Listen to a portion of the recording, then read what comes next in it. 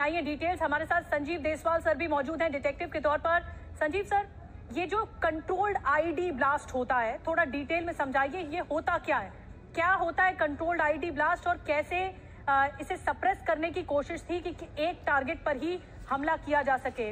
Parking में, जो parking से निकलकर जब गाड़ी आगे बढ़ती है, यानी रेड लाइट पर आती है और फिर ब्लास्ट हो जाता है। देखिए, इस पूरे एपिसोड में अगर इन्वेस्टिगेशन के नजरिए से हम इस केस को समझें तो अमोनियम नाइट्रेट 360 किलोग्राम रिकवर होता है फरीदाबाद में एक दिन पहले, और उसके बाद जब हरियाणा पुलिस और J&K पुलिस का प्रेशर वहां पे डेवलप होता है तो उसके बाद अगले ही दिन एक बहुत बड़ा धमाका होता है लाल किले के पास। समझने वाली बात यह है कि गाड़ी के अंदर 3 लोग होते हैं, 3 लोग मारे जाते हैं। कोई भी मॉड्यूल अपने तीनों के तीनों एसेट किसी भी कीमत पे नहीं मरने देगा अगर वो एक मॉड्यूल से उस आईडी को ब्लास्ट कर सकता है।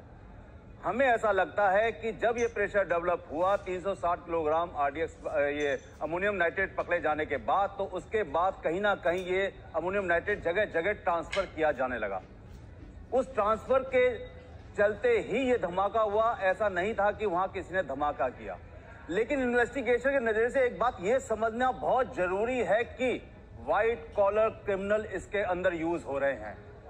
समझने की कोशिश कीजिए, डॉक्टर जैसे लोग यूज हो रहे हैं। ठीक है, इसमें व्हाइट कॉलर वाले जो लोग हैं वो शामिल हो रहे हैं, ये बात बिल्कुल। लेकिन जो सबूत इकट्ठा किए जाएंगे उसके आधार पर जांच कैसे आगे बढ़ेगी? इसमें एक इंपॉर्टेंट बात और है कि इस पूरी एपिसोड के अंदर सब लोग ये भूल रहे हैं कि वहां पे कैस्टर बीन यानी कि अरंडी का गुदा, जिससे एक रायसन टाइप का जहर बनाया जा सकता है, जिससे बहुत ज्यादा कहते हैं अफरा तफरी मचाई जा सकती थी इस देश के अंदर।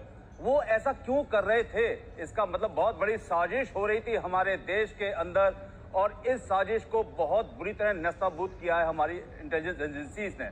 लेकिन इसके बावजूद भी क्या जो ब्लास्ट हुआ उसमें जो आतंकवादी यूज हुए वो पकड़े जाएंगे? नेचुरली पकड़े जाएंगे। लेकिन उसके बावजूद जो इतना सारा अमोनियम नाइट्रेट पकड़ा जा रहा था, उसके अलावा जो जगह जगह ट्रांसफर हुआ है, उसका क्या होगा? आने वाले दिनों में उस ब्लास्ट का क्या होगा? क्योंकि सबसे इंपॉर्टेंट यहाँ पे ये है कि अब आने वाले दिनों में ये ब्लास्ट ना हो, उसके लिए मॉड्यूल कौन कौन यूज हो रहे हैं, किस तरीके के सामग्री यूज हो रही है इस ब्लास्ट के अंदर, कौन लोग इसके अंदर हैं, कैसे इनका जो नेक्सस है उसको तोड़ा जाए। स्पेशली सबसे बड़ी बात यह है कि इनका फाइनेंस सिस्टम, इनका सपोर्ट सिस्टम, ये सब का सब जब तक नहीं तोड़ा जाएगा तब तक ये चीजें चलती रहेंगी। बड़ी बात है, इसके आका कौन थे और किस बात का इंतजार कर रहा था पार्किंग में बैठा हुआ ये आतंकी? क्या अपने आकाओं के इशारों